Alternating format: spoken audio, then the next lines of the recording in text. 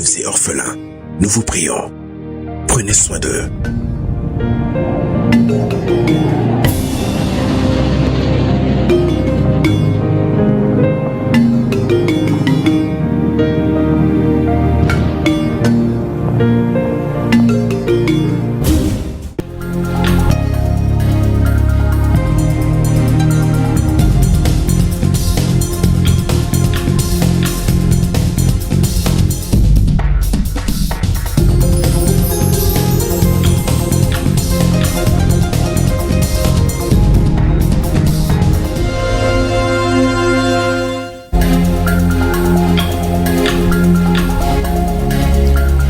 La lutte contre le terrorisme vient de franchir un seuil décisif dans l'espace sahélien. La force unifiée de l'AES est désormais opérationnelle. Le président de la Confédération des États du Sahel, le général d'armée Assimi Goïta, a remis officiellement ce matin l'étendard de la force unifiée de l'AES au général de brigade Daouda Traoré. Le président de la transition, président de la Confédération des États du Sahel, a aussi présidé l'ouverture de la session confédérale du Conseil des ministres à Koulouba. Le général d'armée Assimi Goïta a mis l'accent sur l'importance de cet organe stratégique en pleine affirmation sur la scène internationale portée par l'espoir des populations. Et dans la dynamique de la deuxième session du Collège des chefs d'État de la Confédération des États du Sahel, la rédaction vous propose une page spéciale sur les acquis de la présidence malienne dans plusieurs domaines. Une présentation de Sira Bachili. Biennale artistique et culturelle édition 2025, les troupes de Badiangara, Ségou et Bamako ont ouvert le bal hier soir au stade municipal Baba Al-Kairou de Tombouctou. 5 disciplines sont retenues pour la compétition, à savoir les solos de chant, la pièce de théâtre, la musique d'orchestre, l'ensemble instrumental et la danse traditionnelle.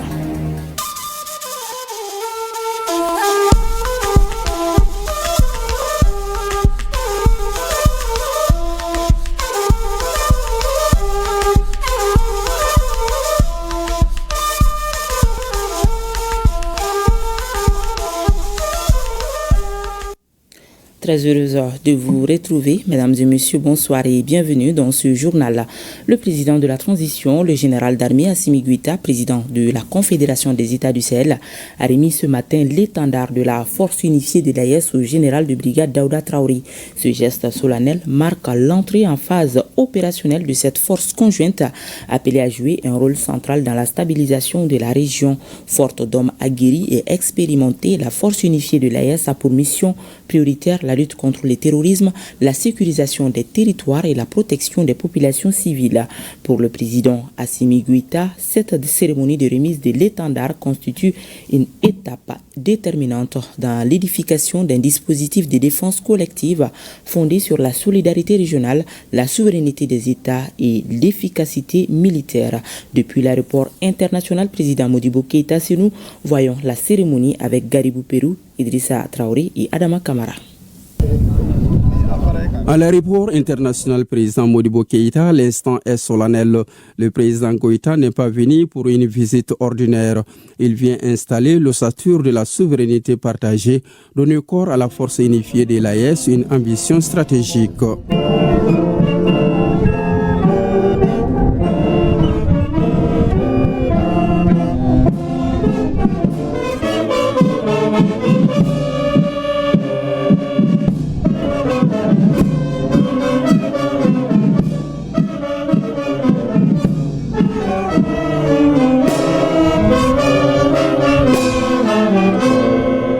Les rangs sont droits, les regards fixes, la discipline absolue et la précision quasi mécanique dans l'alignement impeccable des unités. Sous l'éclat métallique des blindés immobilisés, le chef suprême des armées marque une halte. Il inspecte les équipements, s'enquiert des capacités techniques, échange brièvement avec les responsables.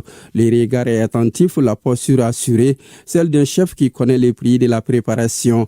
Dans un geste maîtrisé, le président Goïta remet l'étendard au commandant de la force unifiée. Désormais, cette force multinationale, solide et équipée, est identifiable par un symbole commun.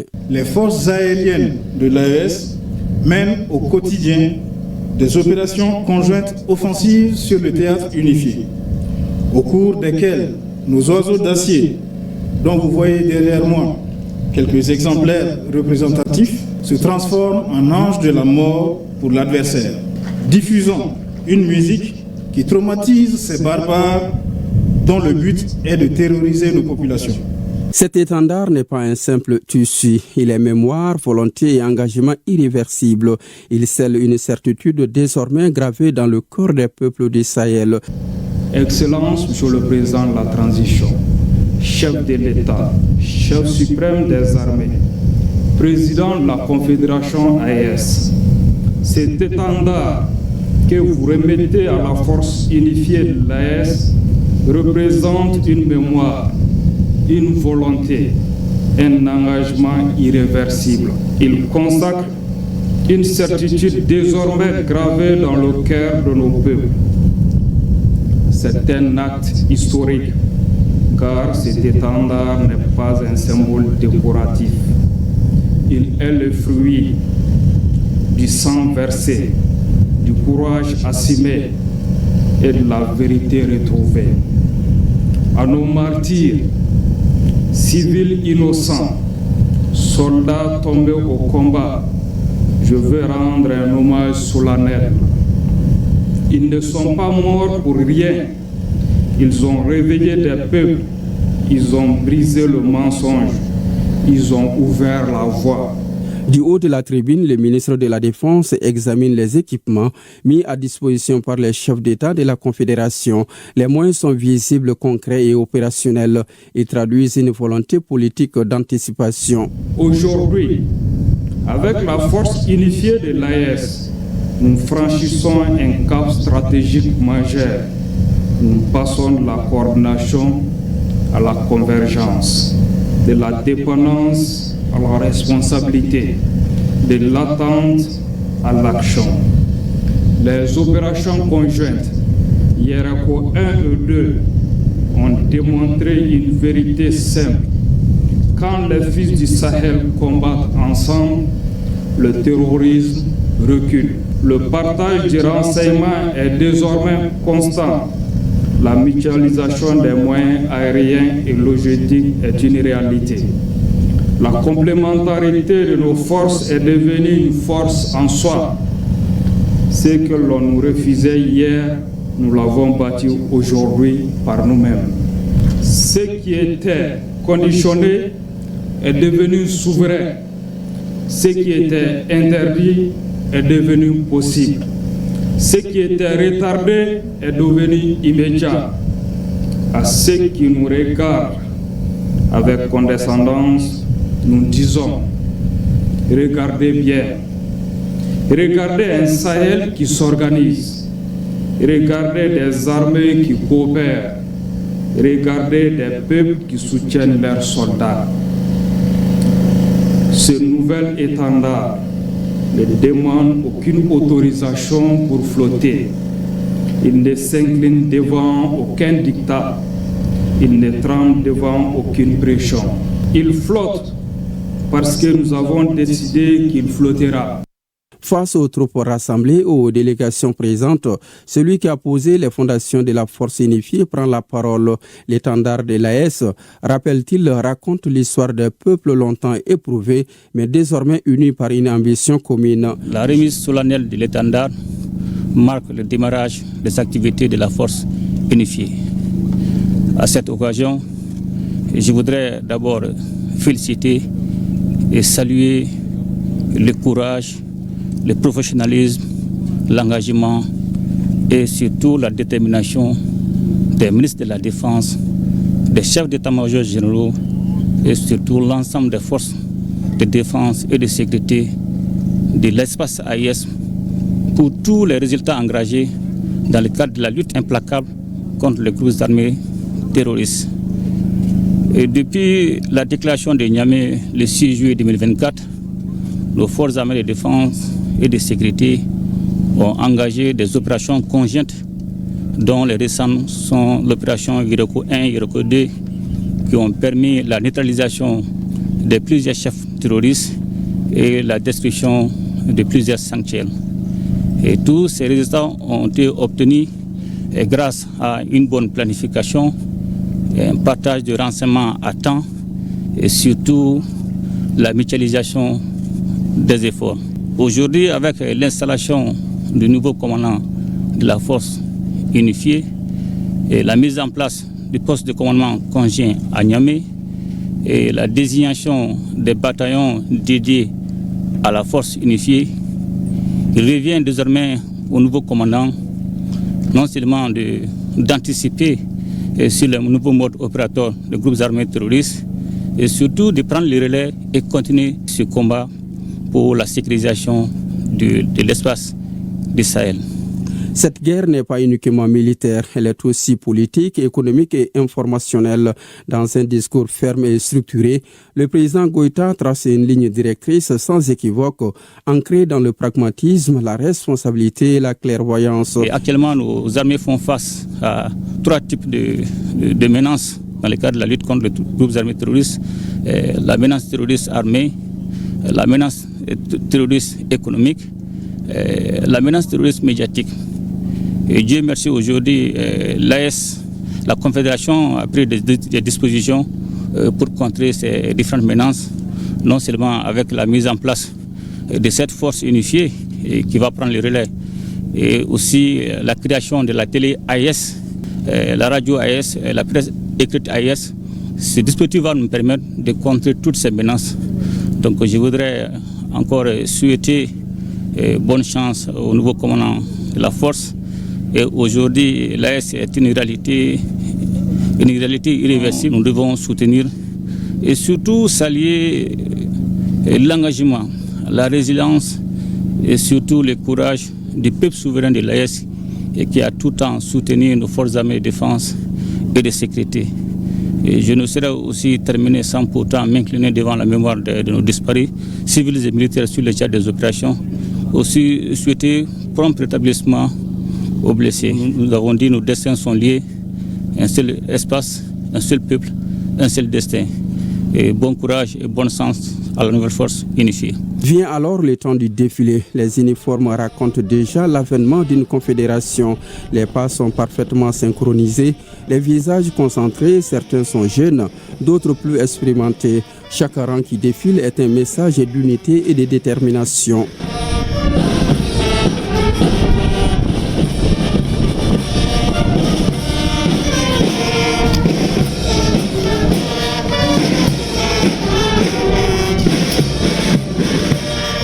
Captant les regards, l'étendard flotte désormais au-dessus des rangs.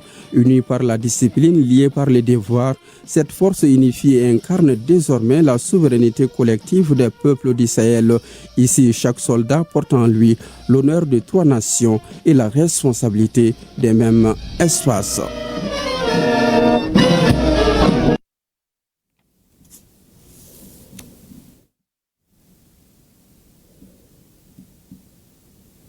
Et après les hauts fonctionnaires et en prélude à la 2e session ordinaire du Collège des chefs d'État de l'Alliance des États du Sahel, une session confédérale du Conseil des ministres s'est ouverte cet après-midi ici à Bamako. Le ton a été donné au palais de Koulouba où le président de la transition, chef de l'État, président de la Confédération des États du Sahel, a pris la parole devant les ministres des 3 pays. Le général d'armée Assimi Goïta a notamment mis l'accent sur l'importance de cet organe stratégique et des questions qui figurent à l'ordre du jour de la session.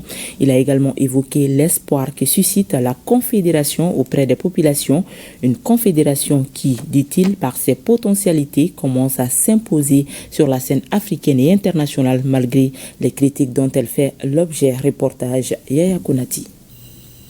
Un discours de cadrage pour lancer les travaux de ce qui constitue une des 3 instances de l'architecture institutionnelle de l'Alliance des États du Sahel, la session confédérale du Conseil des ministres. Une session préparatoire et inaugurale à celle du Collège des chefs d'État prévue à partir de lundi prochain.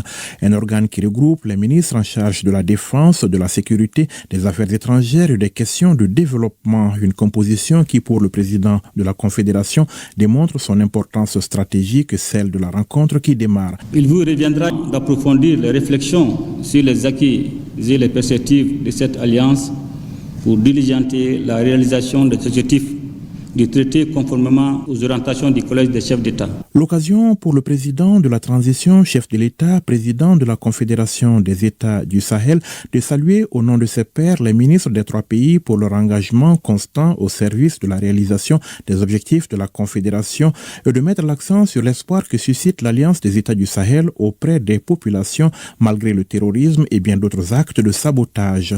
Des constats qui, selon lui, appellent à plus de vigilance. Depuis sa création, la Confédération AES suscite un grand espoir auprès de nos populations.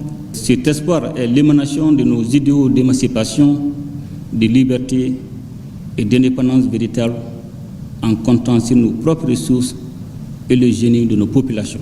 En dépit des critiques et conclusions hâtives de ceux qui perçoivent le Sahel comme un espace de misère et d'instabilité, notre confédération, de par ses énormes potentialités, commence à s'imposer sur la scène africaine et internationale.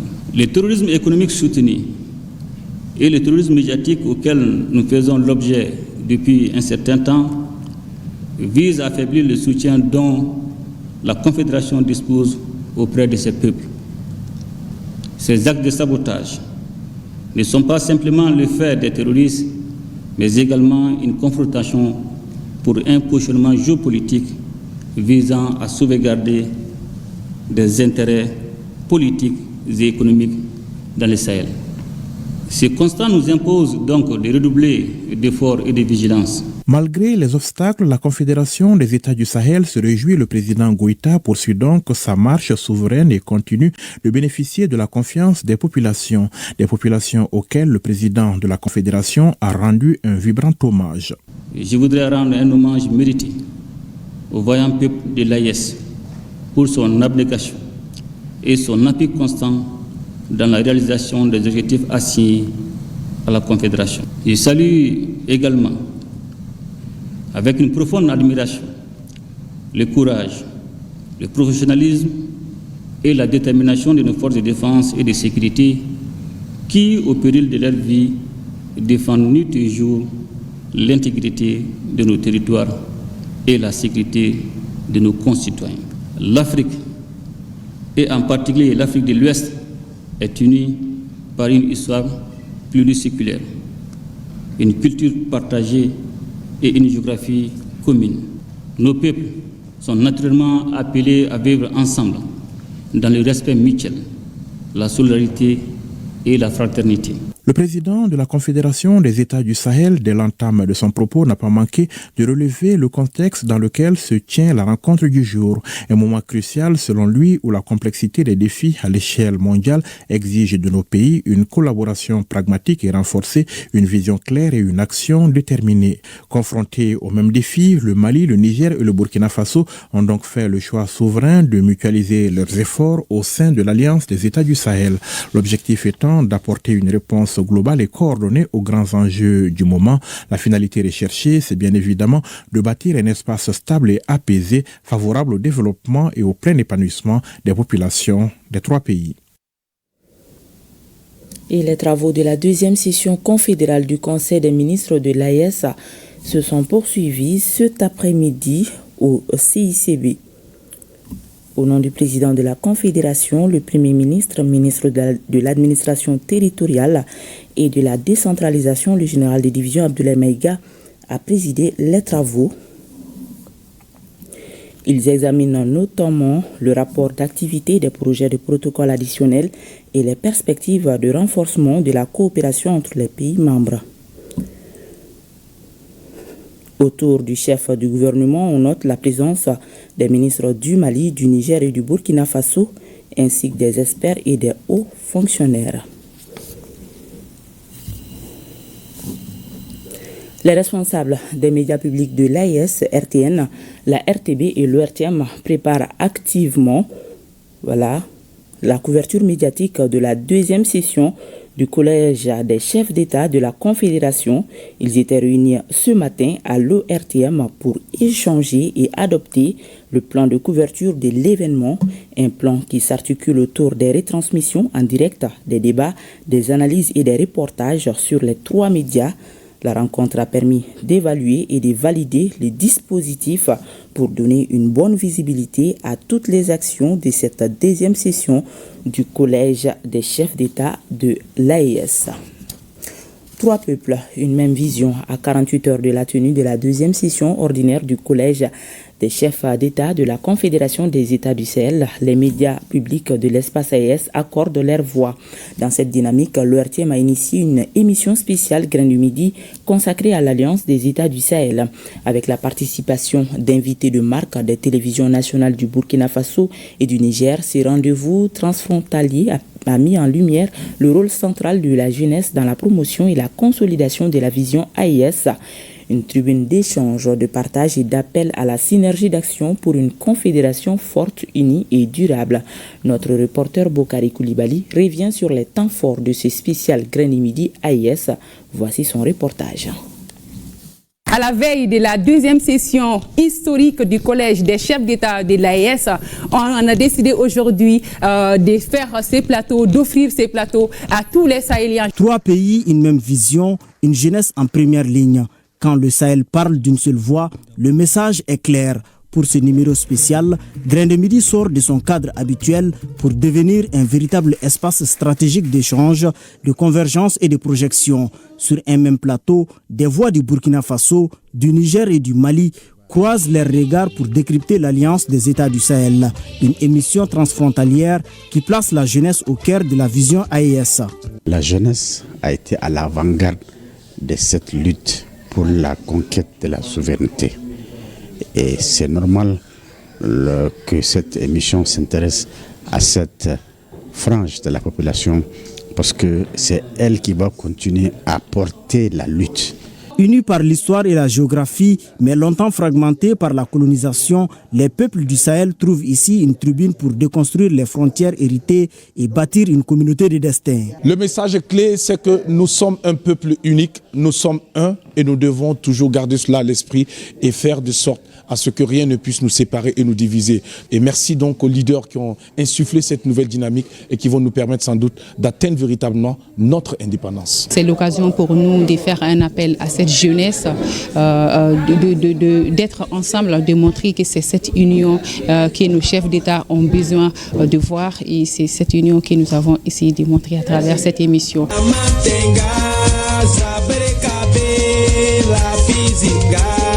Pendant près de 2 heures, ce spécial Grain de Midi AES a tenu le public en haleine. Partage de mets, chants, danses, jeux et interactions ont rythmé l'émission, mettant en lumière la mosaïque culturelle, l'identité des peuples et la symbiose qui caractérise la jeune confédération sahélienne.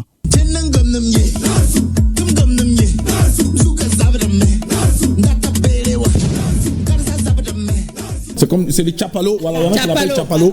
Voilà, qui l'appelle Tchapalo. C'est le Chimichama. Cette initiative traduit la volonté affirmée des médias publics des États du Sahel de fédérer leurs énergies, de mutualiser leurs contenus et de porter ensemble une narration commune au service de l'intégration sahélienne. L'animation s'est très bien passée entre le Mali, le Niger et le Burkina Faso avec les peuples justement réunis dans un même espace, dans un même studio. Je pense que ça a été très utile, très instructif et c'est le lieu pour moi vraiment de magnifier cette belle collaboration. Aujourd'hui, il y a des échanges de programmes au niveau de la télé. Demain, c'est d'autres activités, c'est d'autres collaborations que nous allons voir ensemble. Une chose est sûre, les participants ne repartent pas seulement comblés. Ils emportent avec eux des expériences à partager, des messages à transmettre et des anecdotes à raconter. Au-delà du plateau, Grain de Midi aura surtout réussi une chose, faire vibrer le Sahel à l'unisson. À suivre donc l'intégralité de ce spécial Grain de Midi AES demain dimanche 21 décembre 2025 à partir de 10h sur ORTM 1. Justement, dans le cadre de la session des chefs d'État de la Confédération des États du Sahel, les médias publics des 3 pays ont initié des débats sur les acquis des 3D, défense et sécurité, diplomatie et développement. Des débats qui seront diffusés sur les chaînes des 3 pays. Hier soir, vous avez pu suivre le premier volet sur la diplomatie qui a été réalisé par la RTN. Ce soir, nous vous proposons un extrait du débat sur la défense et la sécurité réalisé par la RTB, débat qui sera diffusé dans nos programmes ce soir.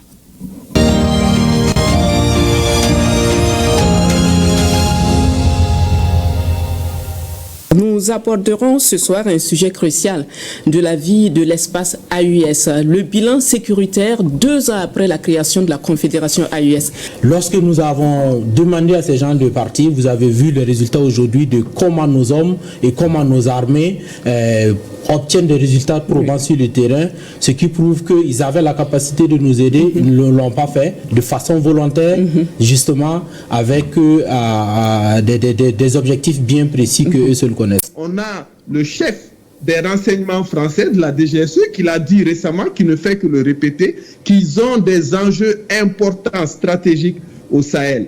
Et bien évidemment, ils ne vont jamais cesser cette convoitise-là. Et la réponse à cette convoitise, c'est la souveraineté et des outils de défense modernes.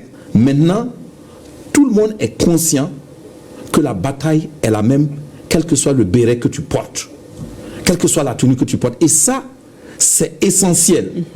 À côté de ça, ce qui nous a permis également de pouvoir arriver là, c'est avoir créé cette confiance qui a amélioré le renseignement. Parce que qui dit combat, guerre, il faut effectivement du renseignement. Le changement de paradigme par la mobilisation de la ressource humaine et par l'équipement, par la réorganisation des dispositifs de l'armée en créant des BIR, en créant des GUMI, en créant, y compris en impliquant les forces paramilitaires qui sont aujourd'hui des forces combattantes et qui ne sont plus des spectateurs de nos forêts, mais des gens qui protègent et sécurisent nos forêts. Bien évidemment, l'ensemble de toute cette, de tout ce génie-là ne pouvait que conduire aux grandes dames des prophètes de l'Apocalypse à la guérison d'un Burkina Faso qui était sécuritairement malade. Demain, vous pourrez suivre les débats sur le volet développement produit par l'ORTM. Le Conseil national de la jeunesse et la CAFO appellent à une mobilisation massive pour offrir un accueil chaleureux et digne aux chefs d'État de l'AES et à leur délégation. Un appel fort lancé au micro de Boukari Koulibaly. La jeunesse étant la majorité de la population de l'espace de l'AES se reconnaît dans cette dynamique historique porté par nos chefs d'État de l'AES. Ce cadre est propice aujourd'hui pour montrer la volonté du peuple, parce que l'AES aujourd'hui est portée par le peuple. C'est la volonté populaire, raison pour laquelle nous lançons un appel à toute la jeunesse, les femmes, à toutes les couches de la population de se mobiliser autour de nos chefs d'État, réitérer notre soutien et notre accompagnement de cette dynamique de l'AES qui déjà commence à porter fruit.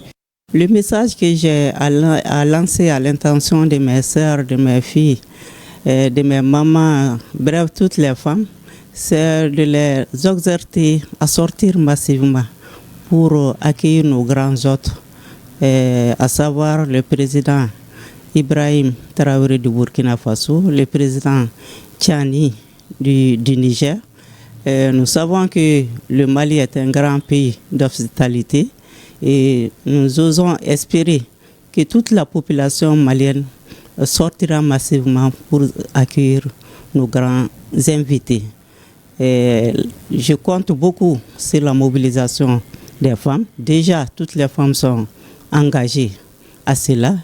Nous ne ferons que renforcer le message d'engagement vis-à-vis de nos cibles qui sont les femmes. Et en raison de la session du Collège des chefs d'État de la Confédération des États du Sahel, la circulation sera momentanément interrompue sur certains boulevards, avenues et rues de Bamako. Pour plus de précisions sur ces dispositions, je vous propose d'écouter le commandant du groupement de la circulation routière, le commissaire divisionnaire de police Panama, dit Suleiman Damili. Il est au micro de Aridju Matina. Je voudrais informer nos compatriotes qu'en raison de la tenue du sommet de l'AES à Bamako, la circulation sera momentanément interrompue sur les boulevards, avenues et rues suivantes. Il s'agit de l'avenue AES, le pont FAD. L'avenue AES, c'est la voie qui quitte le pont FAD, la pharmacie du deuxième pont, jusqu'à l'aéroport. Ça, c'est l'avenue AES, le pont FAD, avenue du 5 septembre c'est-à-dire le tronçon entre le rond-point de la Paix au monument de l'Indépendance. Ça, c'est avenue du 5 septembre. Monument de l'Indépendance. Le monument de l'Indépendance, l'ancien ministère des Finances. L'ancien ministère des Finances, la rue Lizère, le tronçon qui va de l'ancien ministère des Finances à la station Shell ou à Square Patrice Lumumba. Donc, Square Patrice Lumumba, il y a la rue Bazoumana Sissoko en passant par le bol des Jarres pour rejoindre l'ancien ministère des Finances. L'ancien ministère des Finances, le monument de l'Indépendance, le monument de l'Indépendance, le boulevard de l'Indépendance, le boulevard de l'Indépendance, la route de Koulouba. Par conséquent, les usagers venant de Bamako Est pour le côté ouest pourront emprunter l'itinéraire suivant. Avenue Alcode. Avenue Alcode, c'est le tronçon qui va du rond-point Médine au fait tricolore du commissariat du 3e arrondissement, communément appelé ex-feu. Donc, avenue Alcode, le boulevard du Peuple. Le boulevard du Peuple, c'est de Wonida, en passant par Dabanani jusqu'à Liberté A. Ensuite, avenue Général Moussa Traoré. L'avenue Général Moussa Traoré, c'est de l'hôpital Gabriel Touré à Grand Hôtel. Ensuite, nous avons la place de la Liberté. La place de la Liberté, avenue Kassé Keita. Avenue Kassé Keita, sous échangère Babemba. Maintenant, ceux de l'Ouest passeront par les voies suivantes. Avenue Kassé Keita, quand ils vont venir de Kati sur Lac Samé. Avenue Kassé Keita ou avenue Cheikh Zayed. Place de la Liberté, avenue de la Liberté, avenue Général Moussa Traoré, centre-ville. Les usagers en provenance du centre-ville pour la rive droite, en passant par le pont des Martyrs, emprunteront l'itinéraire suivant. Il y a la rue Sikasso, avenue Pasteur, côté est de l'ORTM. Il y a la rue Luc Sangaré, les deux voies entre l'ORTM et l'hôtel de l'Amitié. Ensuite, il y a l'ambassade de France, le pont des Martyrs. La bretelle descendante côté CICB sera supprimée momentanément. L'accès du CICB étant conditionné à la présentation de la carte ou du badge, les officiels, c'est-à-dire les ministres, les présidents des institutions, les membres du CNT, les chefs des missions diplomatiques et assimilés auront accès au CICB par l'entrée côté génie. Les autres invités par l'entrée sud côté fleuve. Derrière la salle ovale, c'est-à-dire les locaux du CNT, un parking sera aménagé pour les officiels à ce niveau. Pour les autres invités, l'espace côté est du CICB à partir de l'entrée CICB côté fleuve.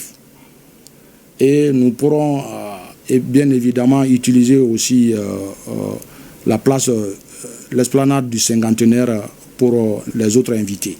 Il est important que les concitoyens respectent les consignes et les instructions par rapport aux différents itinéraires à suivre pour éviter ou minimiser les bouchons sur les grands axes indiqués ci-dessus pour le trafic.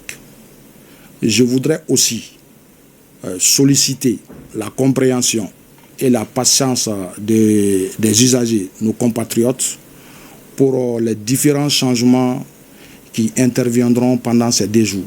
La circulation sera rétablie dès que le cortège passera pendant les 2 jours.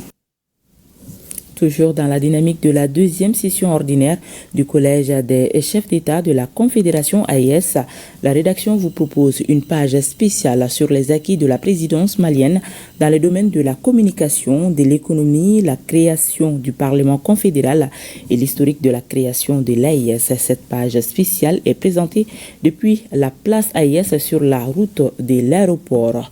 Bonsoir Sira Bachili, à vous l'antenne.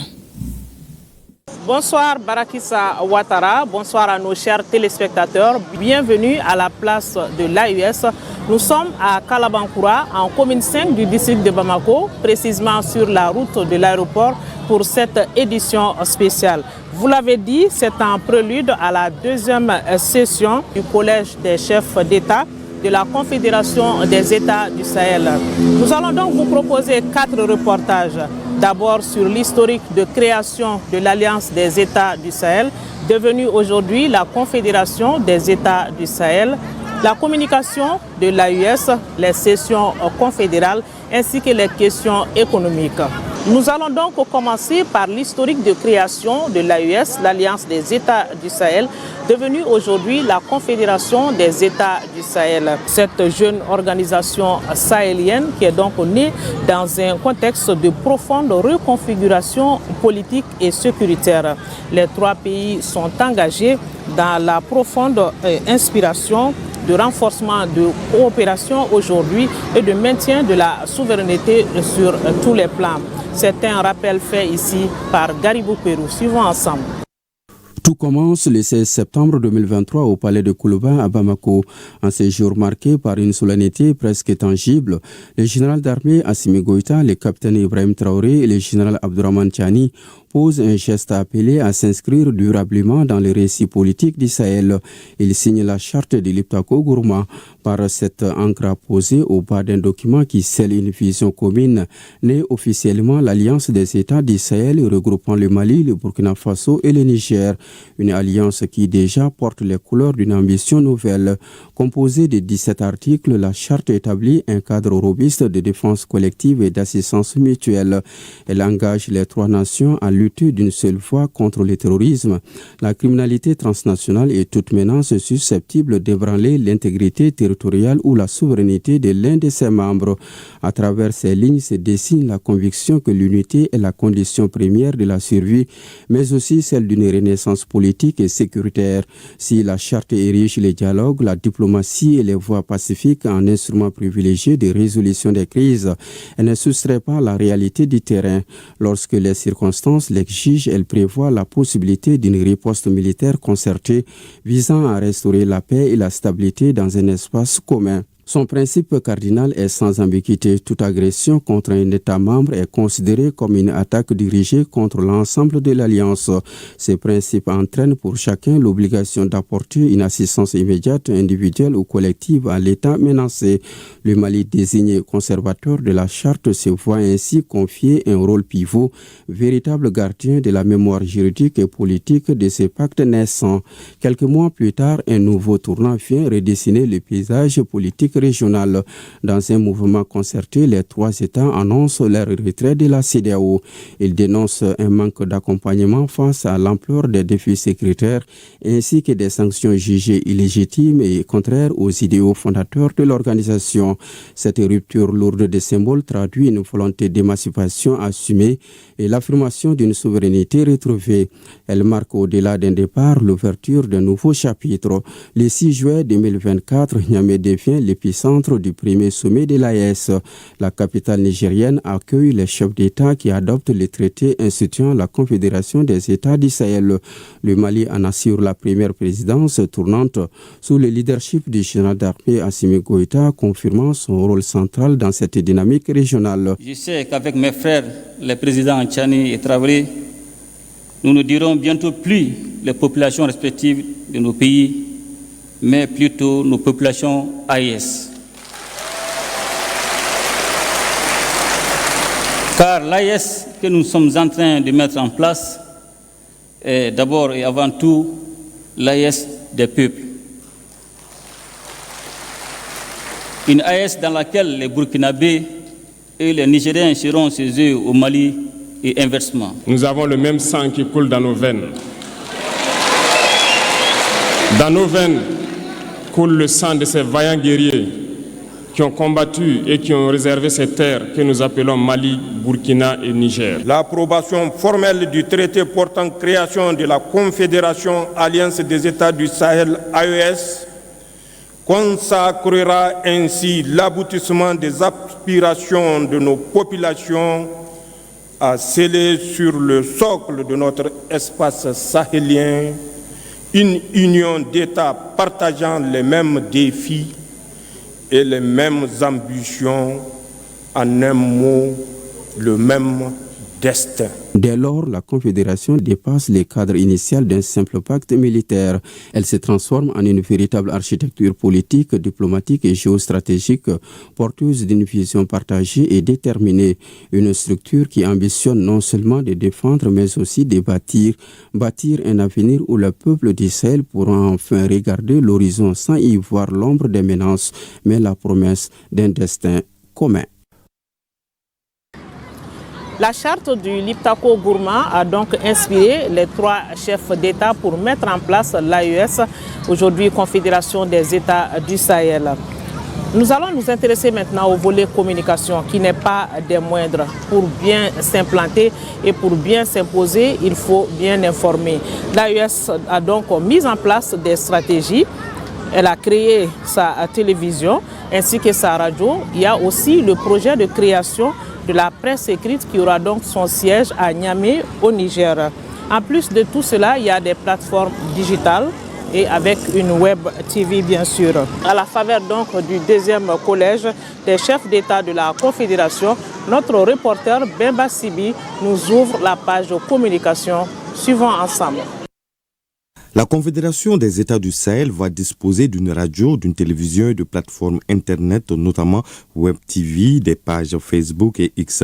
La télévision, dernière née, sera lancée ce 22 décembre 2025 à Bamako par les 3 chefs d'État de la Confédération. Déjà, les ministres des Affaires étrangères du Burkina Faso, du Mali et du Niger ont signé le mercredi 26 novembre 2025 à Ouagadougou un accord instituant la radio confédérale de l'AES dénommée Dandé Liptako, ce qui signifie un peu la voix du Liptako, une station qui a reçu la visite des ministres en charge de la communication le 2 octobre dernier. Aujourd'hui, en mettant en place les médias de l'AES, en commençant donc par cette radio Dandé Liptako, nous avons fait l'option nous-mêmes de traiter l'information, de diffuser l'information vraie, l'information saine en destination de nos populations.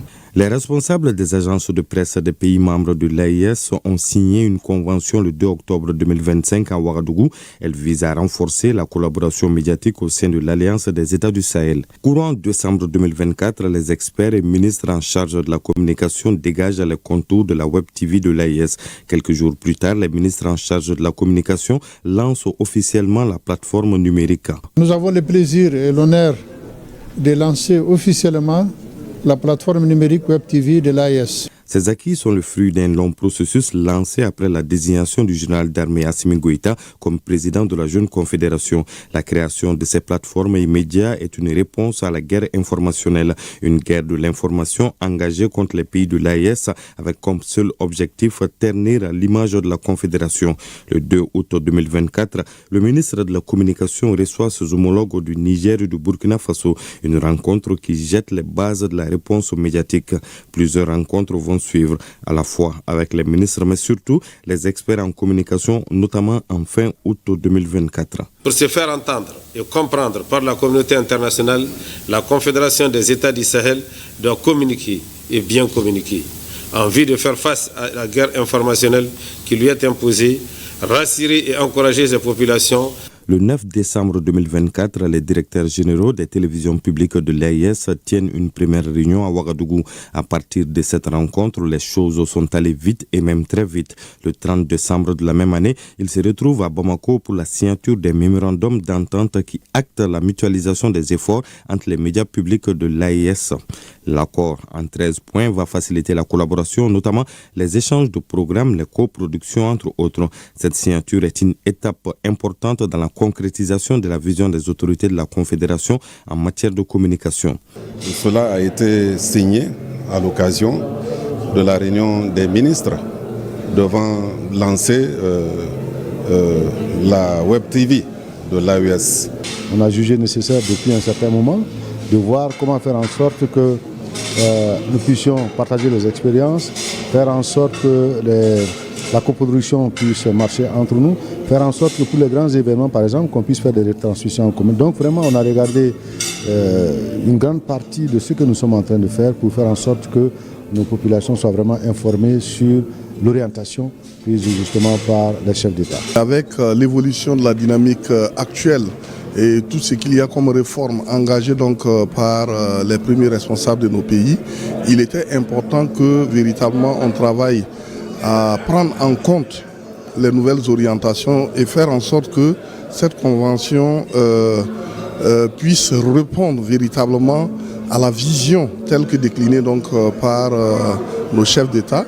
Parallèlement, les autorités de régulation de l'espace médiatique se concertent du 2 au 4 décembre 2024 pour étudier les pistes d'harmonisation de la régulation dans l'espace. La guerre informationnelle à laquelle font face nos États exige de nous un sens de régulation, des ripostes à hauteur des atteintes graves à l'unité et à la cohésion sociale dans nos pays. Si ces mesures visent à informer la population de la Confédération et apporter une réponse à la désinformation, les autorités confédérales ont pris des dispositions pour renforcer l'intégration de peuples unis par l'histoire et divisés par la colonisation.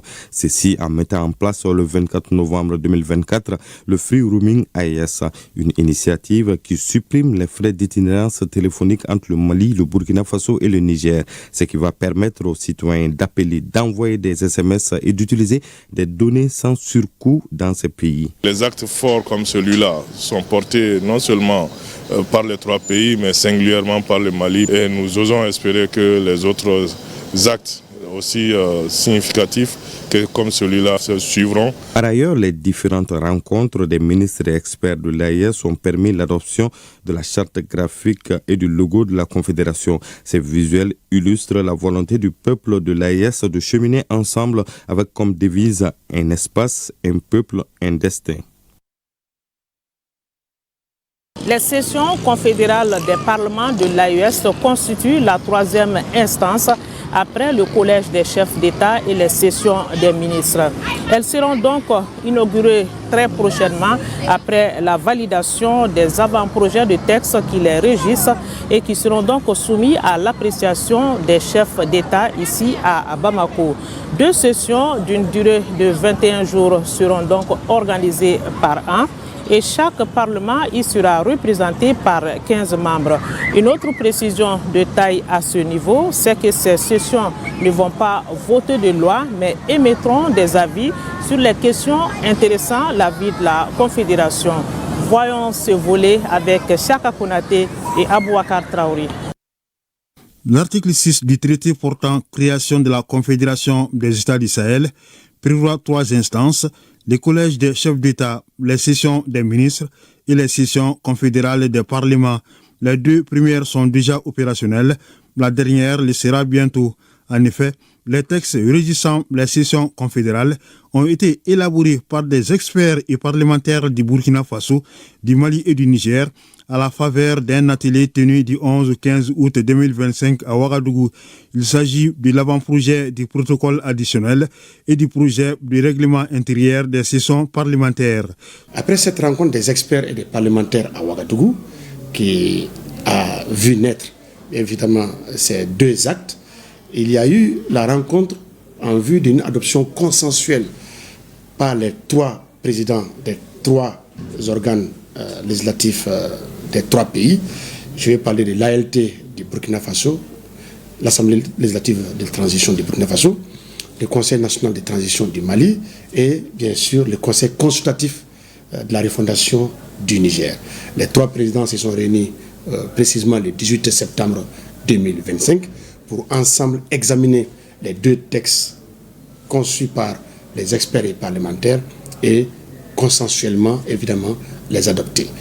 Ainsi, les présidents des parlements burkinabés, maliens et nigériens ont amendé et validé le texte de l'avant-projet avant de les remettre au président burkinabé, le capitaine Traoré. Nous venons de les transmettre à son Excellence, le camarade capitaine Ibrahim Traoré, afin qu'il les transmette à ses homologues pour que ces textes puissent être examinés par nos plus hautes autorités de l'espace AES pour être adoptés afin que ces sessions confédérales-là des parlements se mettent rapidement en place. Nous avons une oreille attentive de la part de son Excellence qui nous a promis de transmettre ces documents Ces projets de texte définissent l'organisation, les mandats et les modalités de représentation aux sessions confédérales des parlements. Des sessions de 21 jours chacune seront organisées par an, mais il est prévu aussi l'organisation des sessions extraordinaires. La Confédération de l'AES n'a pas de parlement, mais va avoir une instance qui va prendre le nom de session confédérale des parlements. C'est-à-dire qu'à chaque fois que des enjeux les nécessitent, bien entendu, les parlementaires des 3 États de l'Alliance des États du Sahel se retrouveront pour discuter de ces questions. Je répète que la mise en place de cette confédération est une synergie d'action autour d'un certain nombre d'enjeux. L'enjeu de la défense et de la sécurité, premier point. L'enjeu de la diplomatie, deuxième point. Et l'enjeu du développement, troisième point. C'est en vue de permettre 2 sessions annuelles. Une première session qui se tiendra au mois de février pour 21 jours et une deuxième session qui se tiendra au mois d'août sur 21 jours. Il n'en demeure pas moins que des sessions extraordinaires peuvent également être convoquées. Les modalités de désignation, comme le protocole l'indique, il s'agit effectivement pour chaque parlement d'envoyer au sein de cette session confédérale des parlements 15 membres, dont le chef de file est le président des parlements de chaque État. Donc le Mali enverra dans cette session confédérale 15 membres, dont le président du Conseil national de transition est bien sûr le chef de la délégation. Le Burkina Faso enverra 15 membres, dont le président de l'ALT sera le chef de la délégation. Et le Niger enverra également 15 membres, dont le président du CCR aussi sera le président. Le mandat, bien sûr, prend la durée de la législation interne pour chaque membre désigné. Les sessions confédérales ne votent pas de loi, mais elles jouent un rôle d'orientation et de contrôle démocratique, délibérant sur les questions d'intérêt commun de la Confédération. Les sessions confédérales auront pour mission d'émettre des avis, de délibérer sur l'avis de l'AES, d'adopter des résolutions et recommandations et surtout d'informer la population. Il y a une guerre communicationnelle en cours. Et cette guerre communicationnelle, ce n'est pas toujours, bien sûr, une bonne chose pour nous. Il va de soi qu'un des rôles majeurs de cette session confédérale sera d'aller au-devant des peuples de l'AES pour, bien entendu, d'abord ventiler la vision, mais distiller la très bonne information. Les sessions inaugurales se tiendront très bientôt, annonce faite par le président du Conseil national de transition à la tribune de la 3e conférence des présidents des parlements africains COSPAL, qui s'est déroulé du 12 au 14 décembre dernier à Rabat, au Maroc. Nous nous apprêtons à tenir très bientôt les séances confédérales des parlements de l'AES. Ces séances confédérales permettront un repositionnement stratégique commun sur les scènes régionales et internationales. Mieux, elles permettront de nouer des partenariats souverains avec tous les pays qui respectent les principes de gouvernance du Mali et des pays de l'Alliance des États du Sahel. Selon le président de la commission loi du CNT, les sessions confédérales sont présidées par le président du Parlement de l'État qui assure la présidence du collège des chefs de l'État. Il est assisté du vice-président désigné parmi les représentants des parlements des autres États confédérés. Chaque parlement doit mettre en place un secrétariat permanent chargé des sessions confédérales. Les sessions confédérales, bientôt une réalité. Nous allons mettre à présent nos projecteurs sur le poids économique de l'AES, un poids qui n'est pas à négliger, c'est du moins ce qu'estiment les experts de la Confédération. Si de très bonnes stratégies sont développées, avec au final la création de la monnaie AES, les pays de l'AES pourraient tirer l'économie du continent dans les années à venir. Et déjà, les récents rapports du Fonds monétaire international, FMI, révèlent les perspectives économiques positives pour les 3 pays de la Confédération. Le FMI qui estime que malgré les crises sécuritaires et politiques qui frappent ces pays, le Mali, le Burkina Faso et le Niger pourraient enregistrer des taux de croissance significatifs en 2026. L'économie dans l'AES à la loupe des experts de la Confédération, c'est signé Sidiki Dambili.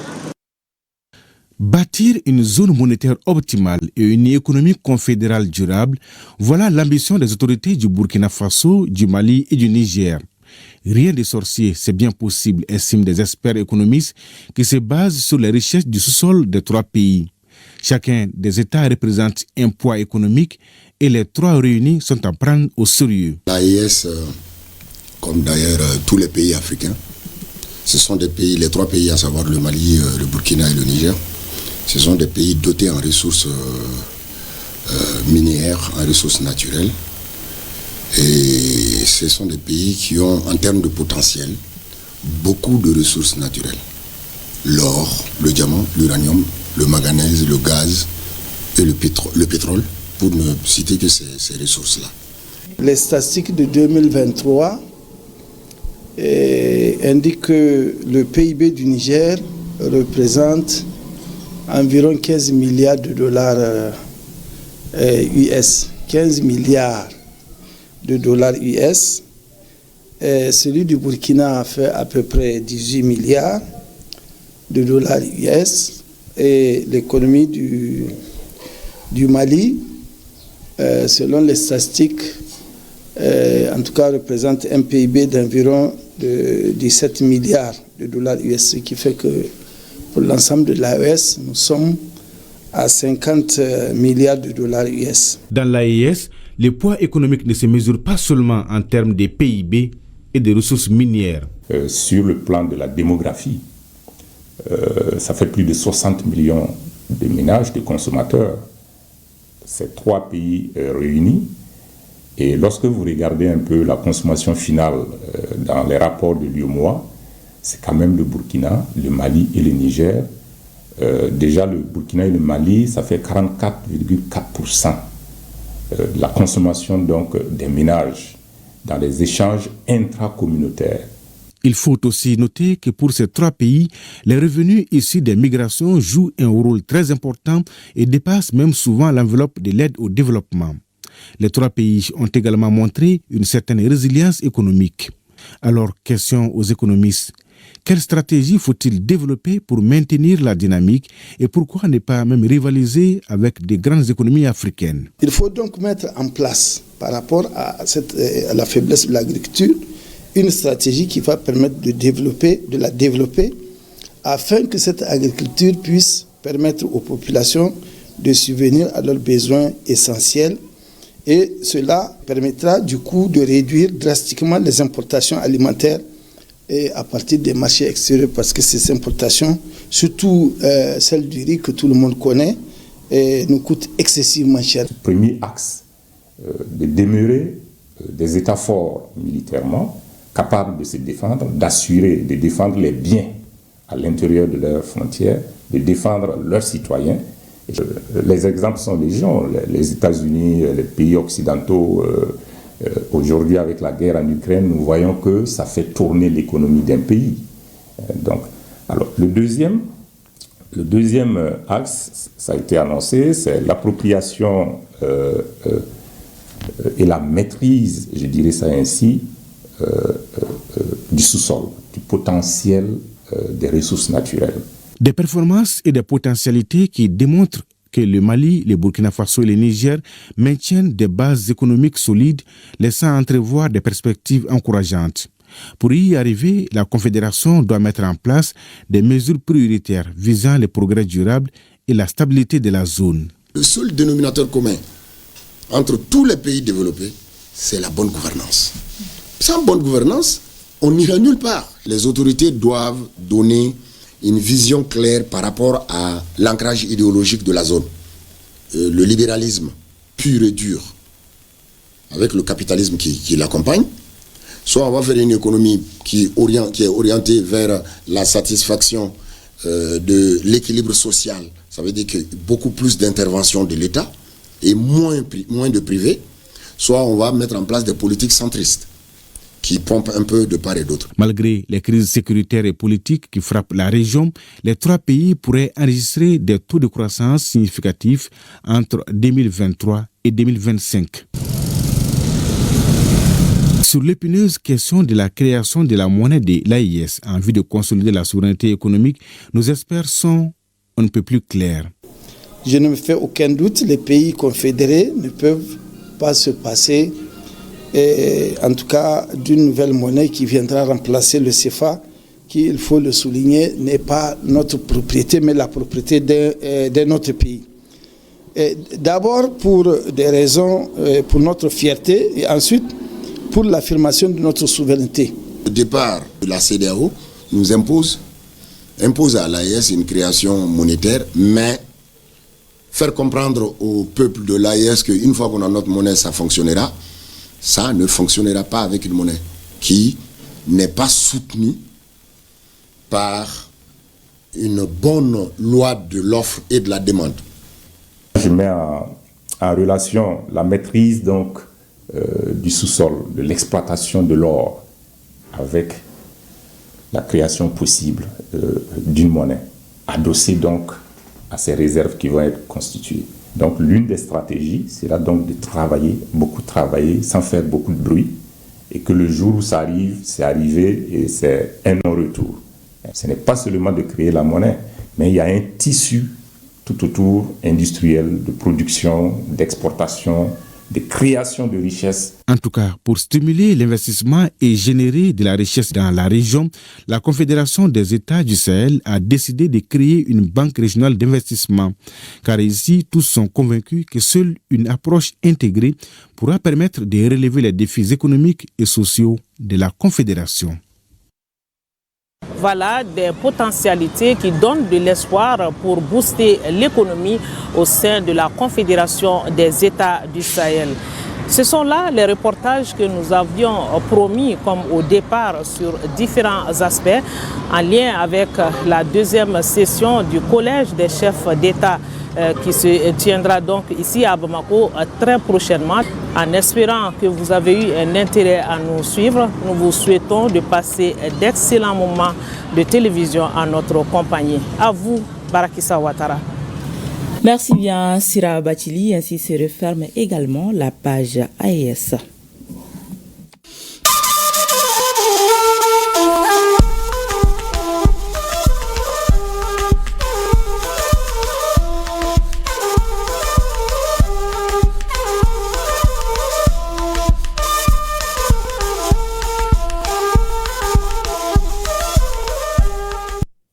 En patrouille dans les alentours de la ville de Nioro du Sahel, les FAMA sous la houlette du commandant d'armée de Nioro, le lieutenant-colonel Siaka Koumare, sont tombés sur un refuge des groupes armés terroristes dans la zone de Deji, à une vingtaine de kilomètres à l'ouest de Nioro. L'offensive des FAMA a obligé les terroristes à prendre la fuite dans les grottes, laissant derrière eux des morts, des blessés, une quarantaine de motos, des armes et plusieurs objets de défense. Suivant ce reportage de Moussa Diakité.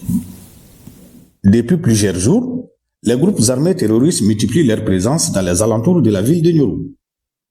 Ainsi, le vendredi 19 décembre, les FAMA ont organisé une patrouille dans la zone. Dans leur offensive, les hommes du lieutenant-colonel Siaka Koumare, commandant d'armes, sont tombés sur un refuge terroriste dans la zone de Deji, à une vingtaine de kilomètres à l'ouest de Nioro. Sous les feux des FAMA, les ennemis se sont retirés dans les grottes, laissant dans leur fuite un corps sans vie, plusieurs blessés, une quarantaine de motos, des armes, des caméras et des objets de toutes sortes. L'ennemi, dans ses gesticulations autour de la ville de Nioro, ça donne à des activités de pression contre la population de Nioro et environnante, et particulièrement celle de Nioro et de Kaye. Donc, dans cette dynamique et dans la mise en œuvre de son plan machiavélique, a été signalé, n'est-ce pas, dans la zone de Deji, à peu près à 15 à 20 km de Nioro. Suite à cette situation, le commandement nous a donné les instructions nécessaires pour qu'on puisse quand même planifier une opération dans la zone. Suite à ça, comme vous pouvez voir, les officiers et moi, nous avons étudié la situation et puis essayé d'agir au moment opportun. Donc à partir de là, un coup de main a été déclenché dans la zone environnante. Et du coup, arrivé sur les liés, on a pu quand même encercler l'ennemi et les mettre en déroute. Au-delà des menaces, cette population demeure notre soutien principal. Elle nous accompagne, elle nous donne des renseignements très très capitaux, ce qui nous a permis d'abord de situer l'ennemi dans sa quintessence et en même temps planifier et en même temps aboutir à ces résultats élogieux que vous voyez aujourd'hui. Et c'est communiqué le 19 décembre 2025, une unité de surveillance offensive des FAMA a neutralisé un groupe armé terroriste aux abords de Séoundé, localité située non loin de Nyoro. Une quantité importante de matériel de guerre, plus d'une trentaine de motos, du matériel de communication et des vidéos et des dispositifs d'engins d'explosifs récupérés. L'état-major général des armées félicite les FAMA pour la réussite de cette opération qui vient d'affliger un autre coup dur aux groupes armés terroristes qui perturbent la quiétude des populations. Passation de charge hier à la direction générale des douanes du Mali entre l'inspecteur général Amadou Konaté, directeur sortant, et le nouveau l'inspecteur général Chekna Amala Diallo.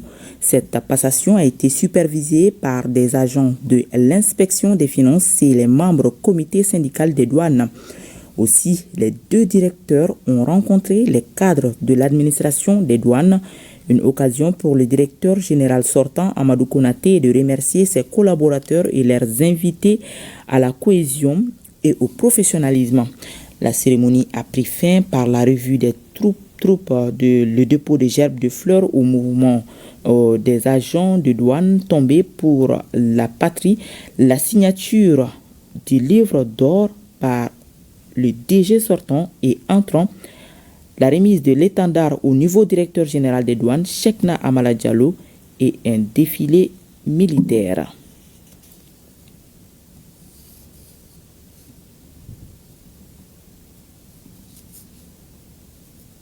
Voilà, le dépôt de gerbes de fleurs au monument des agents de douane tombés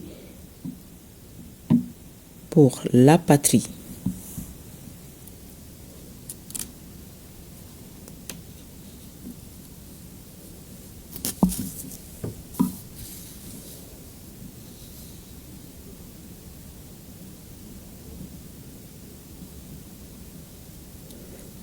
Le ministre des Maliens établi à l'extérieur et de l'intégration africaine a présidé hier la clôture des travaux de la Journée internationale des migrants. À l'issue des travaux, les experts ont formulé des recommandations allant dans le sens de la reconnaissance des Maliens établis à l'extérieur comme acteurs clés de développement socio-économique du Mali. On le rappelle, le montant des transferts effectués par les Maliens établis à l'extérieur s'élève à plus de 700 milliards de francs CFA par an. Youssouf Diakité. Pendant 2 jours, les experts, les Maliens établis à l'extérieur, les départements ministériels impliqués dans la gouvernance migratoire ont engagé la réflexion sur les enjeux de la migration.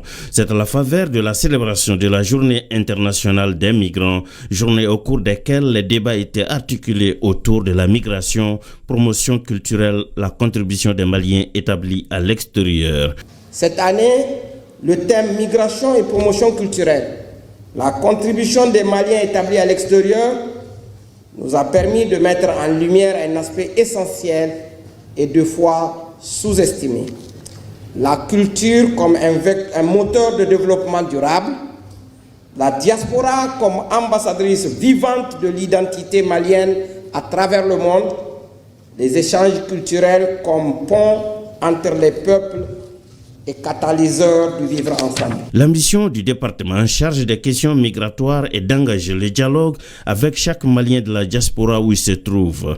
C'est pourquoi, rassure le ministre Attayer, les recommandations ici de ces travaux seront opérationnalisées progressivement.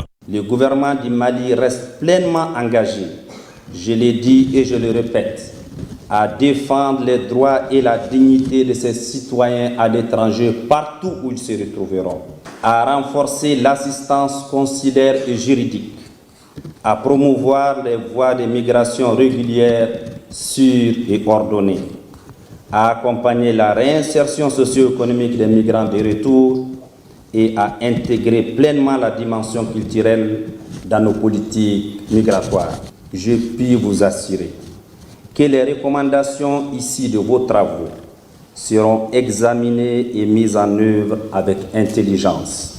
D'ores et déjà, elles seront transmises à l'équipe de consultants en charge de la relecture de la politique nationale de migration pour l'adapter aux réalités actuelles et aux aspirations de notre peuple. L'un des moments forts, c'est la lecture de la motion de remerciement adressée au chef de l'État qui suit avec intérêt tous les défis auxquels les Maliens de la diaspora sont confrontés. Dans le cadre de l'amélioration de la couverture sanitaire universelle, le ministère en charge de la Santé a organisé une table ronde sur les soins de santé primaire. La santé communautaire, la digitalisation, les ressources humaines sont entre autres points au centre de cette rencontre. On en sait plus avec Koumba Sissi. Les acteurs des collectivités territoriales, les chefs de services régionaux et nationaux, partenaires, ainsi que les représentants du ministère en charge de la santé, tous réunis autour d'une table pour échanger sur l'amélioration des soins de santé primaire au Mali. Les acteurs de la santé sur le plan international ont reconnu que les soins de santé primaire constituent le fondement de tout système de santé équitable, résilient et durable, et se sont engagés à faire des soins de santé primaire un pilier essentiel vers l'atteinte de la couverture sanitaire universelle. Le Mali, pionnier en la matière, a su traduire ses engagements en actes. L'un des actes forts, présentement, est la mise en œuvre des soins essentiels dans la communauté, avec le recrutement de plus de 5000 agents de santé communautaires pour atteindre les populations éloignées et vulnérables. Le chef du quartier de Bankoni a exprimé sa satisfaction pour la création de la première association de santé communautaire, un acte qui a été et continue d'être un grand soulagement pour la population. La première Asakoba a été créée à Bankoni en 1989. À l'époque, nos femmes accouchaient à l'hôpital Gabriel Touré et elles cotisaient tous les mercredis et faisaient appel à un docteur pour venir s'occuper de leur consultation prénatale. Cela a continué jusqu'à la création des Asakoba. Pour une couverture sanitaire universelle et réussie, le Mali a dans sa politique nationale la promotion des soins de santé primaire. Le gouvernement malien a fourni beaucoup d'efforts dans les domaines de soins de santé primaire et de la couverture sanitaire universelle, à savoir l'érection des centres de santé de référence en hôpitaux de district, l'amélioration du plateau technique avec l'acquisition des équipements de nouvelle génération, l'amélioration de la couverture géographique aux services de santé, la construction d'un hôpital de 4e référence, l'effectivité des différents régimes contributifs, AMO, RAMED, mutuelles et autres. Le Mali a enregistré une chute spectaculaire de la mortalité infantile avec une réduction de près de 55% entre 1990 et 2025 et une baisse progressive de la mortalité maternelle avec une réduction d'environ 60%, 62% sur la même période. Le système de santé malien reste encore confronté à de nombreux défis. Avant de visiter les stands, le colonel-major Assaba Diallo Touré a clôturé son discours en remerciant et félicitant le corps médical pour les efforts qu'il ne cesse de fournir au quotidien. Elle a aussi souligné que l'exercice de la profession d'agent de santé demande de la détermination, une détermination qui reste le maître mot pour gagner le pari de la couverture sanitaire universelle. La première édition de la caravane Autisme Tour est officiellement lancée. Il s'agit d'une caravane de sensibilisation à l'autisme qui va parcourir 6 communes de Bamako afin de déconstruire les clichés qui entourent la maladie. C'est une initiative de l'association Autisme Mali avec l'appui de la Fondation Banque Ouest Africaine de Développement BOAD. Le coup d'envoi a été donné par la ministre de la Santé et du Développement Social, Aminata Brima Ouedraogo et Oumar Traoré. Autisme Tour, le convoi de l'espoir des enfants autistes, prend son envol ce vendredi. Des véhicules chargés d'informations et de messages de sensibilisation sur l'autisme feront le tour de la capitale malienne à la rencontre des populations. Une opération d'une semaine dont la finalité est de briser les mythes autour de l'autisme tout en promouvant le dépistage précoce. nous affirmons haut et fort que les enfants autistes ne sont pas un fardeau pour la société. C'est pourquoi Autism Tour sera un cadre de sensibilisation, d'écoute et de rencontre pour porter un message simple. Un enfant différent n'est pas un enfant maudit ni perdu.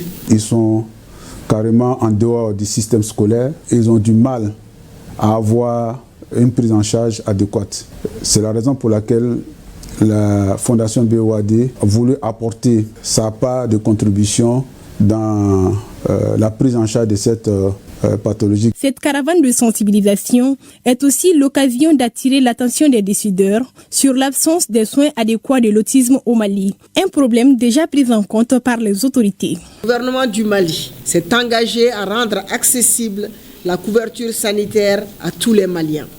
C'est ainsi que mon département s'est résolument engagé pour l'exécution correcte des instructions données pour la prise en charge de toutes les pathologies handicapant le bien-être de nos concitoyens d'ici 2030. Selon les spécialistes, aucun enfant âgé de moins de 3 ans n'est à l'abri de l'autisme. Il est caractérisé par des troubles comportementaux ou des difficultés à interagir avec son environnement. Un handicap, source de stigmatisation sociale. Quand les véhicules klaxonnent et qu'ils ne bougent pas, il arrive que les conducteurs sortent pour venir frapper l'enfant. Donc quand ils finissent de frapper l'enfant, que quelqu'un dans la rue les informe que non, l'enfant n'entend pas. C'est là où ils commencent à regretter. Jamala avec comportement donc mo sigilen tenimi ika maka meta beke chaman beke ki de mamara itesika bona ye abika janati ke bedu nyogona. La caravane Autisme Tour est à sa première édition. À travers elle, Autisme Mali réaffirme son engagement à lutter pour l'accès des autistes aux services sociaux de base et faciliter leur inclusion sociale et scolaire. Pose de la première pierre du nouveau siège d'Orange Mali, c'est le ministre de la Communication, de l'économie numérique et de la modernisation de l'administration qui a officiellement lancé les travaux de construction de ce nouveau joyau qui coûtera 30 milliards de francs CFA à Orange Mali. Brima Diallo pour le reportage.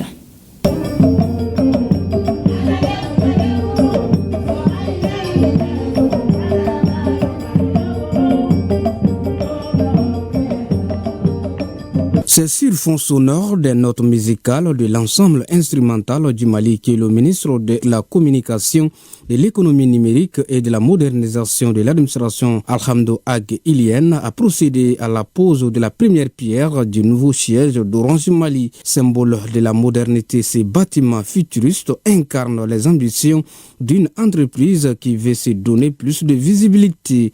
Et ce nouveau siège d'Orange Mali sera une véritable vitrine dans le rayonnement de la société à Bamako.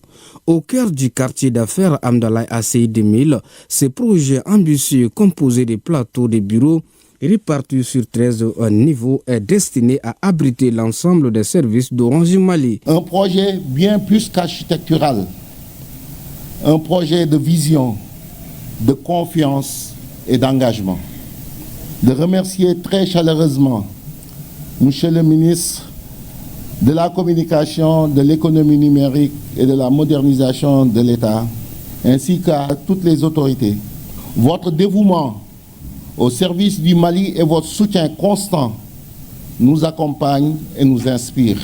Couvrant une superficie de 15 590 mètres carrés, la réalisation de ces nouveaux joyaux coûtera 30 milliards de francs CFA à Orange Mali et il contiendra à toutes les commodités modernes pour le confort des employés et des clients. Orange Mali est et restera une entreprise malienne au service du développement socio-économique de notre cher pays. Ce futur siège en sera le cœur battant. Un centre nerveux moderne où nos équipes réunies dans des conditions optimales pourront innover, collaborer et exceller pour mieux servir nos chers clients. Le ministre de la Communication, de l'économie numérique et de l'administration se réjouit de l'initiative qui réconforte l'État malien dans sa politique d'urbanisation. Je voudrais tout simplement apporter ici les salutations du gouvernement et de son Excellence le général d'armée Assimi Goïta et dire aussi toute ma satisfaction et ma joie en tant que ministre en charge de la modernisation de l'administration, d'être là pour la pose de la première pierre d'un bâtiment de modernisation de Orange Mali. Quand un investisseur investit dans du durable, ça veut dire qu'il y a de la confiance. Quand il y a de la confiance, ça veut dire qu'il y a de la sécurité. Ça déconstruit totalement toute la cabale médiatique qui a été montée contre le Mali, parce que quand des sociétés importantes comme Orange Mali viennent investir dans du durable et à si haut niveau, plus de 30 milliards, ça rassure. Je voudrais vous remercier.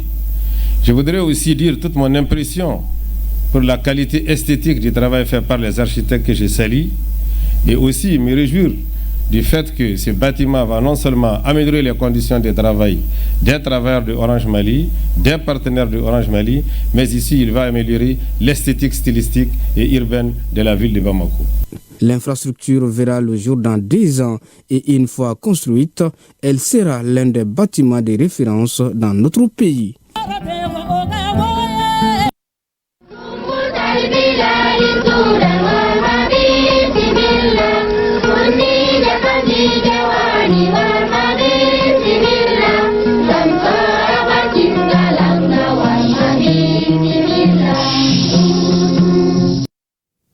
Je le disais, la compétition des différentes troupes a débuté hier soir au stade municipal Baba Al-Kairou de Tombouctou. 5 disciplines retenues pour la compétition, à savoir les solos de chant, la pièce de théâtre, la musique d'orchestre, l'ensemble instrumental et la danse traditionnelle. Et pour cette première étape, ce sont les régions de Badjangara, Ségou, Bamako qui ont donné le top départ de la Biennale artistique et culturelle édition 2025.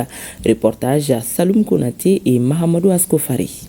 Ensemble, pour un peu, un beat et une voix. C'est parti pour la phase des compétitions entre les 19 régions et les districts de Bamako. Durant 10 jours, les différentes troupes seront au rendez-vous sur les 5 disciplines, à savoir le solo de chant, la pièce de théâtre, la musique d'orchestre, l'ensemble instrumental et la danse traditionnelle.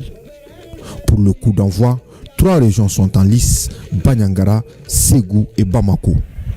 Pour ce premier passage, l'honneur revient à la troupe de Banyangara.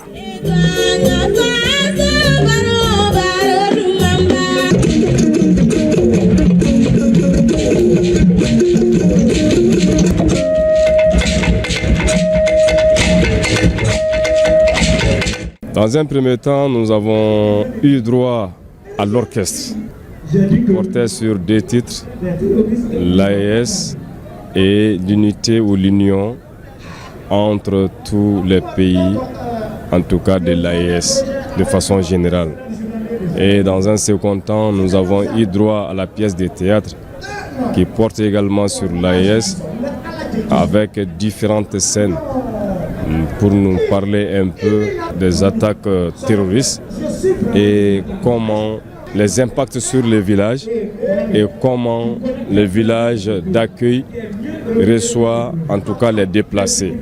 Je voudrais, au nom des braves et laborieuses populations de la région de Badjangara, remercier les plus hautes autorités qui ont voulu bien clôturer l'année culturelle en apothéose en organisant la biennale artistique et culturelle à Tombouctou. Et je souhaite que la meilleure troupe gagne. La troupe de la cité des Balanzans, deuxième à se produire, a mis l'accent sur la paix, l'éducation et le respect des personnes aînées.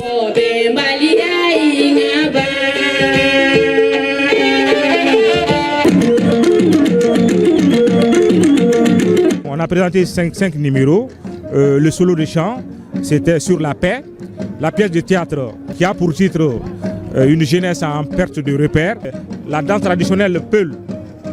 Ça, c'est un tessé. Donc, c'est une danse peul en milieu bamana. Et moi, je pense que la région, la cité des Balanzans, peut légitimement être fière de ces ambassadeurs culturels que vous voyez. Nous restons mobilisés pleinement pour la suite de la biennale et confiants quant à l'avenir de notre culture. La troupe du district de Bamako, favori comme d'habitude, a présenté une pièce intitulée « Le soleil du Sahel » et chanté le Malikoura en orchestre.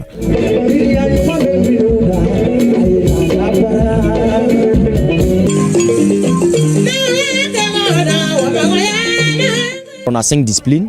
l'orchestre qui vient de jouer 2 morceaux phares, le Mali-Croix et La Paix.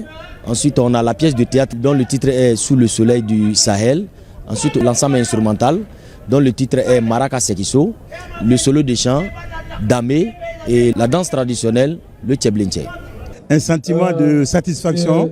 Nous sommes là, nous sommes très ravis. Durant 10 jours, les différentes troupes vont montrer leur savoir-faire autour du thème La culture, pliée pour bâtir le Mali nouveau ou la culture socle pour l'ancrage de la 4e République.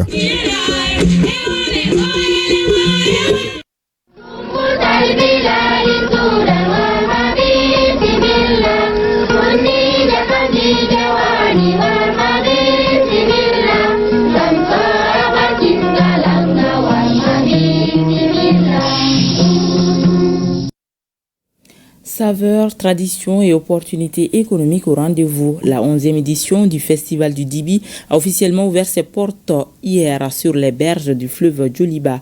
Pendant 18 jours, l'événement transforme les rives du Niger en un haut lieu de la gastronomie africaine avec 200 000 visiteurs attendus, 200 artistes et troupes traditionnelles, 200 stands et plus de 10 000 emplois temporaires annoncés.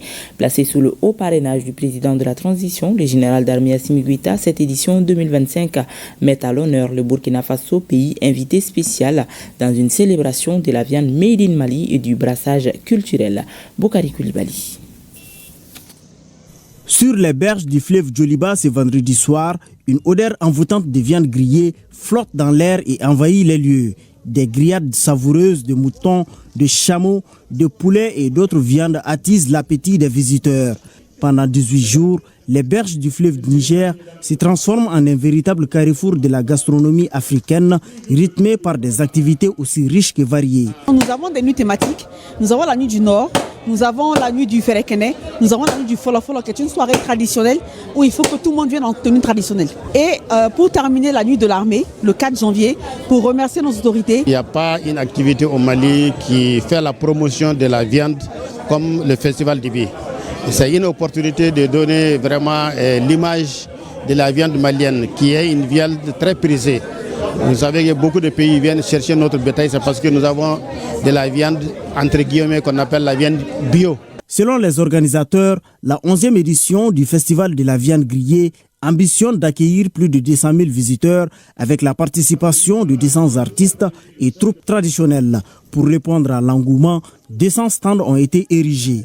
Au-delà de l'aspect festif, l'événement génère un impact socio-économique notable avec la création de plus de 10 000 emplois temporaires. À travers ce projet, vous magnifiez la gastronomie malienne, j'allais dire africaine.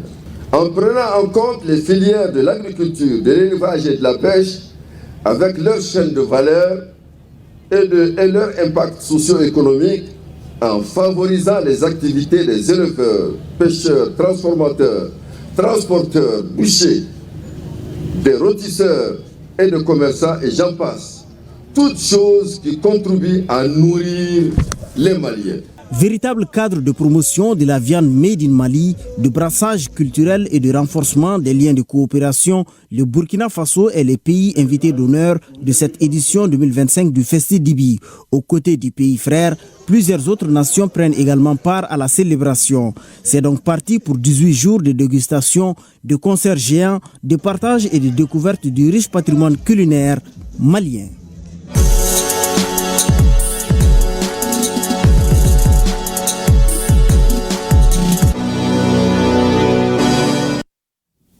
Avec moi sur ce plateau, Abdul Karim Kaba pour la page sport. Bonsoir. Kaba. Bonsoir Brakissa Ouattara, bonsoir tout le monde. Alors, CAN Maroc 2025, au-delà du sport, quels sont les vrais enjeux pour le Maroc? À quelques heures, bien sûr, du coup d'envoi de la Coupe d'Afrique des Nations 2025, le Maroc entre dans la phase la plus visible de sa préparation. 9 stades répartis dans 6 villes, plus de 700 000 billets déjà vendus, des centaines de milliers de visiteurs attendus et une diffusion télévisée couvrant l'ensemble du continent africain. Mais au-delà de la mécanique sportive, des experts du domaine du sport voient en cette CAN un moment stratégique décisif.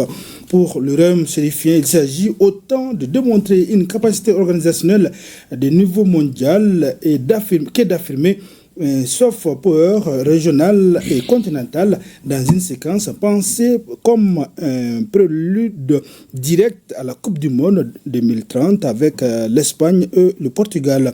Les projections officielles avancent des retombées économiques globales supérieures à 500 millions d'euros, portées principalement par le tourisme, la consommation locale et les services. Sur le plan social, la CAN 2025 a déjà généré plus de 10 000 emplois directs et indirects, principalement temporaires dans la construction, la sécurité, la logistique et l'hôtellerie. Les 24 camps de base, les stades rénovés et les infrastructures de transport continuent d'être utilisés bien après le dernier match. La CAN 2025 est donc un pari coûteux à court terme, stratégique à moyen terme et décisif à long terme. Et à un jour de la CAN, les équipes nationales sont sur place. Les forces en présence peaufinent les derniers réglages. Le Mali, le Sénégal, le Nigeria, la Côte d'Ivoire, l'Égypte, l'Algérie, la Congo, le Cameroun ou encore l'Afrique du Sud, comme beaucoup d'autres sélections, sont dans le Royaume chérifien pour écrire leur histoire, sinon la réécrire avec leurs certitudes et leurs arguments. Mais en face, le Maroc est prêt pour briller dans sa CAN entre innovation et première. Envoyés spéciaux, nous envoyons spéciaux donc à la CAN sont Ousmane Ndaw et Taïb Adjakoui. Ils nous plantent les décors des forces en présence.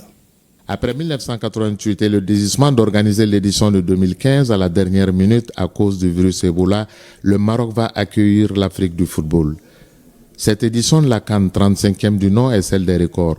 Première CAN avec 9 stades, avec chaque équipe avec son propre camp de base et logé dans un hôtel 5 étoiles pour ne citer que ses premières parmi tant d'autres. Sur le terrain, difficile de pronostiquer sur le nom du vainqueur au soir de la finale, car toutes les formations se valent avec un fossé qui se rétrécit entre elles de CAN en CAN. Cependant, les Lions et l'Atlas du Maroc seront les favoris de leur Coupe d'Afrique portée par le public avec des joueurs talentueux qui se mettent au service du collectif pour offrir au Royaume chérifien sa deuxième CAN après celle de 1976 s'ils arrivent à faire face à la pression et à l'attente populaire. Le Maroc sera là. Derrière les Lions de l'Atlas se cachent les pachydermes ivoiriens qui auront à cœur de prouver que leur improbable victoire à domicile en 2023 n'est pas un hasard. Notons aussi les Lions de la Teranga du Sénégal. Malgré un effectif qui se renouvelle autour des cadres après la période du sélectionneur Alou Cissé, auréolé d'un titre en 2021 au Cameroun, le Sénégal sera à surveiller avant le clap de fin de certains joueurs majeurs qui ont porté la sélection sénégalaise depuis une dizaine d'années. Pour l'une des rares fois dans une phase finale, l'Égypte n'endosse pas le costume de favori. Mais attention, car elle a une histoire à préserver avec ses 7 Coupes d'Afrique des Nations. Quant au Fennec d'Algérie, depuis leur deuxième couronne en Égypte, ils peinent à retrouver ce niveau de compétitivité, une formation algérienne capable du meilleur comme du pire. Mettons le Cameroun et le Nigeria sur le même registre, 2 nations à la recherche de certitude. Le Cameroun, qui fait parler de lui à la une des journaux avec les conflits entre le président de la fédération, l'ancien sélectionneur et le ministre des Sports, comme si l'essentiel est ailleurs que sur le terrain. La période où la tanière des Lions indomptables était un havre de paix qui a conduit au double titre en 2000 et 2002 semble être un lointain souvenir. Le Nigeria, lui, de son côté, est la sélection africaine la plus instable. Ajoutez à cela le manque de talent à tous les postes pour prétendre au sacre, mais le football s'appelle souvent chance et incertitude. Parmi les sélections qui ont fait sensation en Côte d'Ivoire, à savoir l'Afrique du Sud et la RDC, en atteignant les demi-finales pour la RDC, leur ambition reste intacte, faire comme la dernière fois, voire mieux. Terminons avec les Aigles du Mali qui se présentent au Maroc avec un groupe homogène capable de créer la surprise, surtout faire oublier l'élimination en quart de finale de la dernière édition. Surtout que ce groupe Mali n'a pas trop bougé avec un attelage de la fougue des jeunes et l'expérience de certains cadres qui ont vécu dans la compétition. Le Mali n'avance plus masqué. L'objectif, c'est la recherche de la médaille d'or. Au pire, faire mieux qu'en Côte d'Ivoire, atteindre les demi-finales. Face à ces forces en présence, le spectacle peut commencer. Alors, place au football. Parlons handball à présent. Le président de la Fédération malienne de handball a été élu à la tête de la zone 2. Oui, c'était hier. Le commissaire colonel Cheikh Mamadou Chérif Tounkara a été élu président de la zone 2 de handball. C'était un congrès qui a eu lieu en Égypte en même temps que 3 autres événements majeurs. L'élection du président de la zone a été suivie du congrès de la Fédération internationale de la discipline. A noter que le commissaire colonel Cheikh Mamadou Chérif Tounkara, président de la Fédération malienne de handball, président de la zone 2, est également membre du conseil de la Confédération africaine de handball. C'est donc la redynamisation du handball dans la sous-région. Bon vent donc au commissaire colonel Cheikh Mamadou Chérif Tounkara à la tête de la zone 2 de handball. Merci Abdul Karim Kaba pour toutes ces informations et ainsi s'achève cette édition. Merci de l'avoir suivi. À demain, c'est 20h s'il plaît à Dieu.